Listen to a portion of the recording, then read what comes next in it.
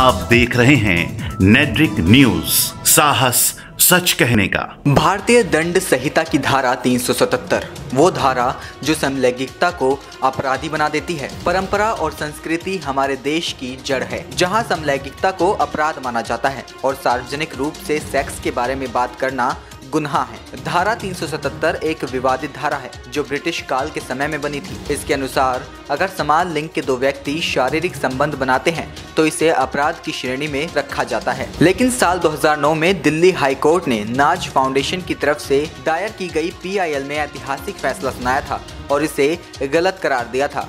लेकिन साल 2013 में सुप्रीम कोर्ट ने हाई कोर्ट के इस फैसले को बदल दिया और ये कहा कि LGBTQ ग्रुप से जुड़ा ये मुद्दा चूंकि संविधान के दायरे में आता है, इसलिए इसे बदलने का हक भी सिर्फ संसद के पास है। और धारा 377 के तहत अप्राकृतिक यौन संबंध दंडनीय अपराध है और इसके लिए दोषी व्यक्ति को उम्र कैद या 10 साल तक की सजा हो सकती है और इसके साथ ही जुर्माना भी लगाया जा सकता है। इसके लिए नाज फाउंडेशन ने दिल्ली हाई कोर्ट में एक याचिका दायर की जिसमें ये पूछा गया था कि धारा 377 भारतीय संविधान के द्वारा आम नागरिकों के दिए गए मौलिक अधिकारों का हनन नहीं करता और अगर ऐसा है तो इसे असंवैधानिक करार दिया जाना चाहिए। जिसके बाद 2 जजों की पीठ ने नाज फाउंडेशन के पक्ष में फैसला सुनाया और कहा कि धारा 377 संविधान में मिले मौलिक अधिकारों धारा 14, 15 और 21 के तहत भेदभाव नहीं करना चाहिए की अवहेलना करता है। इसके याचिकाकर्ता ने सुप्रीम कोर्ट का दरवाजा खटखटाया और कहा कि धारा 377 के तहत किसी भी खास ग्रुप और लिंग का उल्लेख नहीं है। इस वजह से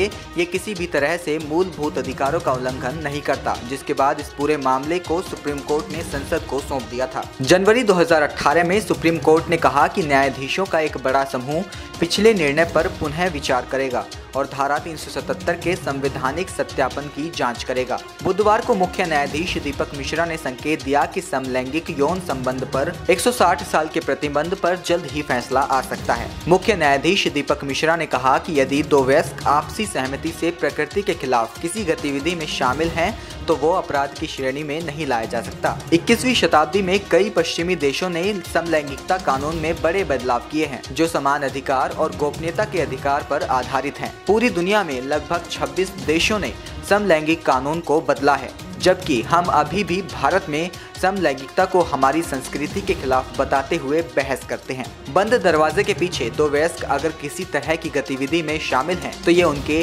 निजता के दायरे में आता है। लेकिन जैसे ही इस तरह की गतिविधि 4 दीवारी से बाहर आती है तो उसमें अश्लीलता नजर आती है, जिस पर समाज का आपत्ति जताना स्वाभाविक है। धारा 377 पर विचार करने से एक बड़ा बदलाव हो सकता है, लेकिन एक सवाल अभी भी उठता है कि यदि सुप्रीम कोर्ट भारत में समलैंगिकता को वैध मानता है तो गोपनीयता का आधार की सीमाओं को किस हद तक बढ़ाया जा सकता है। नेट्रिक न्यूज की रिपोर्ट। हमारे साथ जुड़े रहने के लिए हमारे YouTube चैनल को सब्सक्राइब करें, साथ ही बेल आइकन को दबाएं। नेट्रिक न्यूज की खबरें सबसे पहले देखने के लिए